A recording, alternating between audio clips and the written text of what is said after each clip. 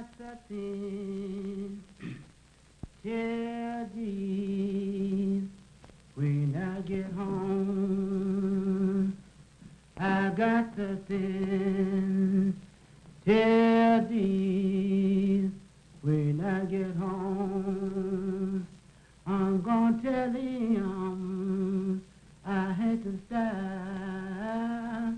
I had to cry. Oh, my head but I got something. Tell Jesus. Where we know to go. I said, we was born and raised here. I said, we not going no place. I said, we gonna stay right here. Oh, on my way home, I got something to tell Jesus when I get home. I'm gonna tell him about my trials. Oh, you know I'm gonna tell him about my ups and downs. I got something to tell Jesus when I get home. Let America be America again. Let it be the dream it used to be. Let it be the pioneer on the plain, seeking a home where he himself is free. America never was America to me. In the fall, grandsons of slaves still pick cotton in the Mississippi Delta. Wages today are 30 cents an hour. As things were then, so in many ways they still are today. Oh, through the air, I keep on toiling. Listen to this Mississippi official. Under the old one-crop cotton economy, hand labor was the chief means of production. Children were involved, hoeing cotton, chopping cotton as it's called in the early stages of the growth of the plant, and picking of cotton, which is the harvesting of the plant, is done by hand. Any family making a crop of cotton had to use all its available labor. Children were not allowed to go to school. They couldn't go to school and pick cotton.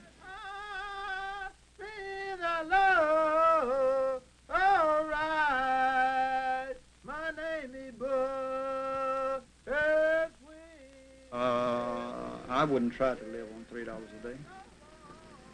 See, I know what people eat for breakfast, and I know what they eat for dinner, and I know what they eat for supper. See, because I run this store here, see. They live from hand to mouth, from day to day.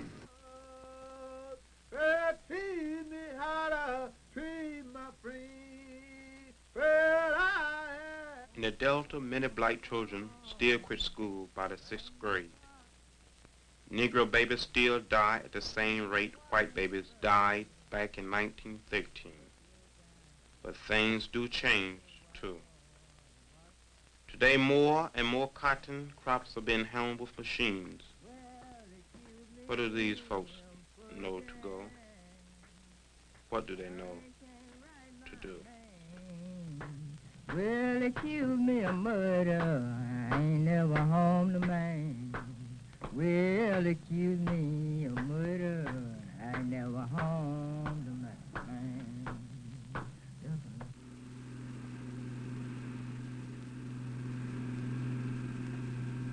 Now, it isn't necessary today that we have what is known as the old chopper, because I can take out and show you several thousand acres of land, and up until this moment, we have only hired 2 people in to chop. We're using chemicals. It's going to be too many people in the next 90 days going to be without food, clothes, and anything else in the state of Mississippi. And I think the most move to drive them out of Mississippi, but I relocate them. But I think this is wrong to relocate people without education, without any type of skill. I think they should train them and keep them in their precinct in the county where they live at, right in Mississippi. Mississippi had created the problem over the years, and they should be responsible to accept this problem and do something about it. I'm planning on bettering myself. I don't intend to keep on living out here on the plantation. I'm planning on to do better. Well, I'm intending to go to Chicago. He don't want Negroes, period. He's freezing them out. He's saying he ain't gonna want nobody but the tractor drivers next year. What happened after year? After next year? Maybe the tractor drivers have to go.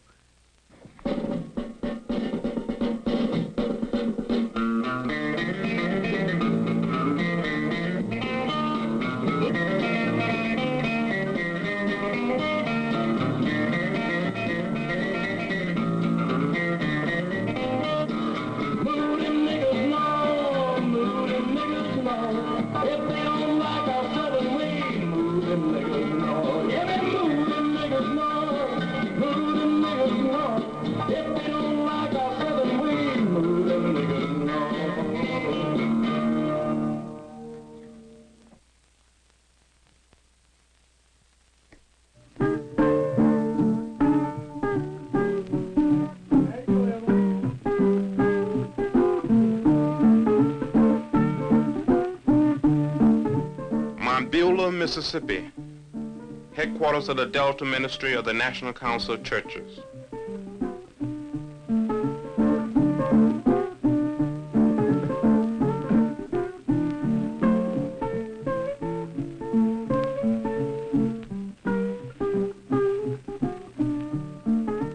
The National Council of Churches first came to Mississippi in August 1963. It came because the Negro churches of Mississippi asked it to come. The churches had finally decided to stop just talking about the way people had to live in Mississippi. It would start working to change Mississippi. Today, Delta Minister staff members seek to be a total minister to the poor people of the Delta and to the rest of the state. A Delta Minister staff member goes out into the rural to meet the plantation people. As a result of this visit, this lady enrolled 2 of the kids in Head Start classes. She was urged to register to vote and offered a ride to the courthouse.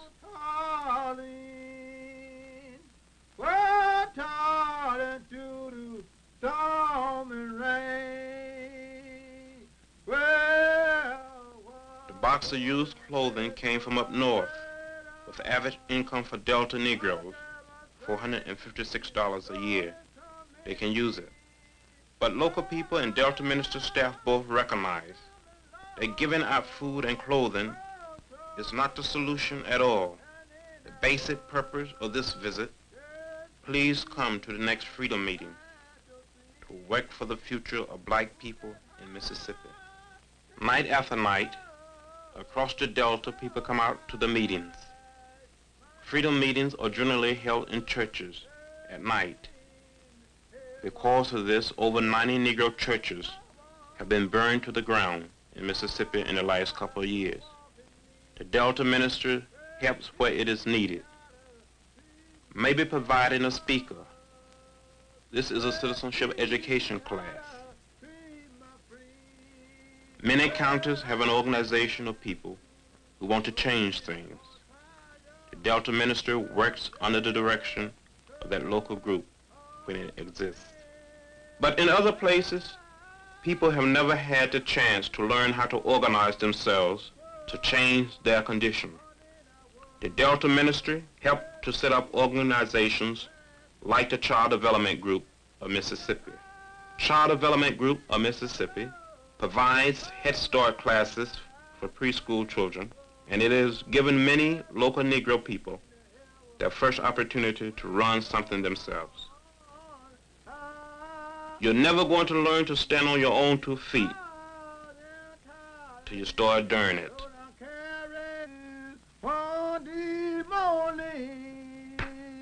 Somebody fell, that don't look at me, and I be gone. I know the Lord so will make a way. Voter registration and voter education drives not only help to develop leadership, they may change the politics of the Delta. Despite the fear and intimidation and the fact that transportation has to be provided for every new registrant from the widely scattered plantation sites, Negro registration in this county has gone from 500 to 7,000. Local leadership did it with gas money, volunteer canvassers, and encouragement from the Delta ministry. And white politicians watched carefully. In 1965, only 6% of the Negroes in the state were registered to vote. By the end of 1966, 30% were on the books. And in some Delta counties, that is enough to win elections. Oh, yes, it will. I know the Lord shall well make a way. Oh, yes, it will.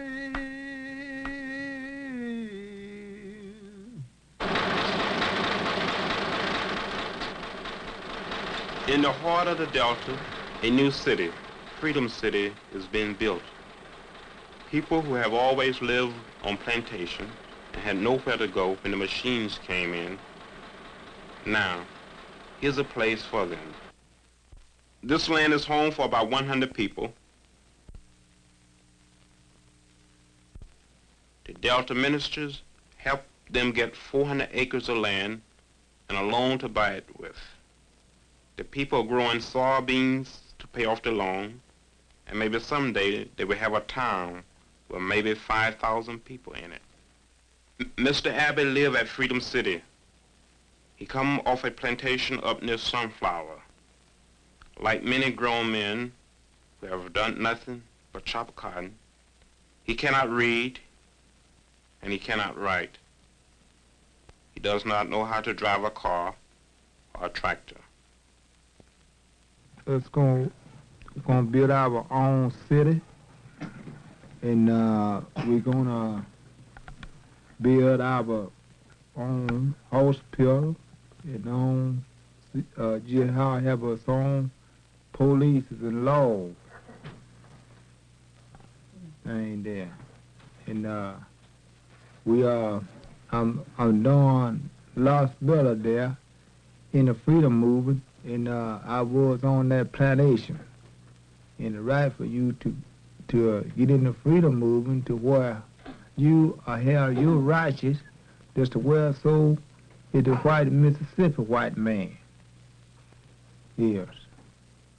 Mrs. Hoskin, with her large family, came to Freedom City off a plantation a few miles away in Sunflower County.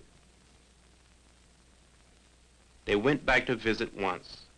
This is the plantation they lived on, and this was their house. When they left, the house was just locked up and left to rot. The boss man had the road plied under, so now the cotton fields come right up to the door.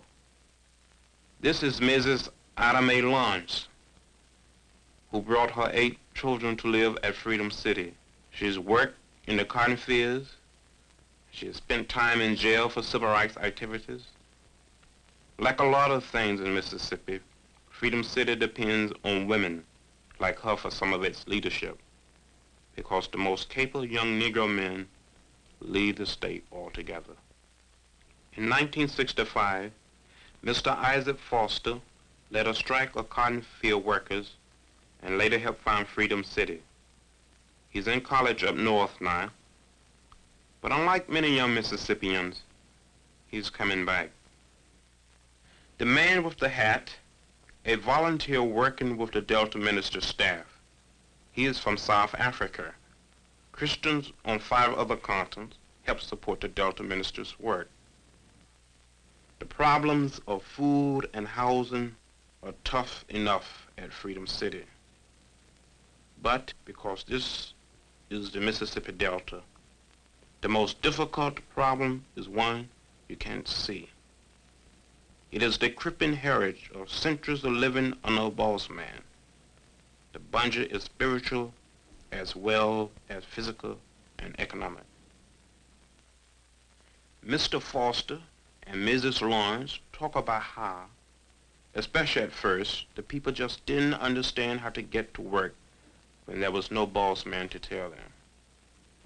Day after day we say that, you know, we are not working for the boss man, we are working for ourselves. And, you know, everybody accepts it. But every time there is a meeting, the only expression that we get is that they are working for you, myself, and other people who says that there is something to be accomplished by this Poor People's Conference.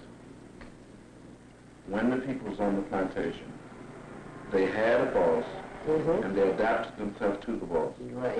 And if they had a boss now to make them do certain things or demand that they do certain things, they would be in better condition. They would, most certainly would.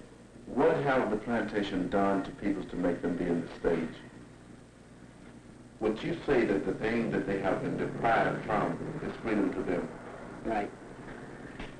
That's food, houses, no matter how right it is, yeah. jobs,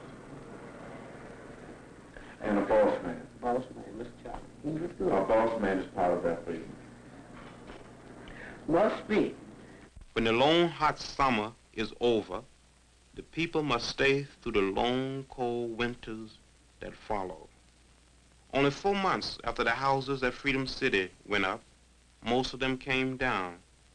The storm hit at 3 o'clock on a November morning. They blow Mrs. Wilson's house clean down. And it blow one side Savannah house in. I think that stone done pretty damaged.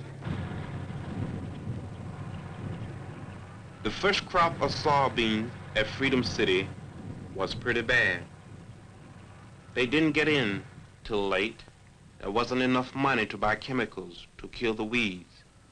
And without a boss man, not everybody worked as hard as they could at first. Freedom City is a symbol of a lot of things at this stage in the game.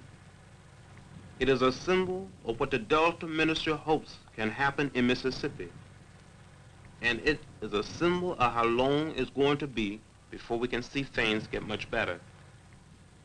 So everybody just has to keep trying. At Freedom City, they're learning to make articles for sale. Half the profits go to the cooperative, half to the individual worker. On the plantation, people are going to register, even though they know it may mean getting evicted. In town, people are learning to read so they can mark a ballot. Stand at it everywhere. Means lots of meeting, but freedom is talked about and planned for. But it takes years when the need is so great to make a big difference. But the Delta Ministry is a presence, and it means to stay. Well, hurry up, sundown, see what tomorrow brings. Well, it may bring sunshine, and it may bring rain. 100 years ago, America made promises to the newly free. Then in a few years, forgot those promises. Some people think it's all going to happen again, but we dare not break faith again. This time, we mean to stay. Hurry up, sundown, see what tomorrow brings. Well, it may bring sunshine. Oh yes, I said plain, America never was America to me. And yet, I swear this oath, America will be. Hurry up, sundown, see what tomorrow brings. Well, it may bring sunshine, and it may bring rain. Hey, hurry up, sundown, see what tomorrow brings. Well, hurry up, sundown, see what tomorrow brings. Well, it may bring sunshine, and it may bring rain. Yeah.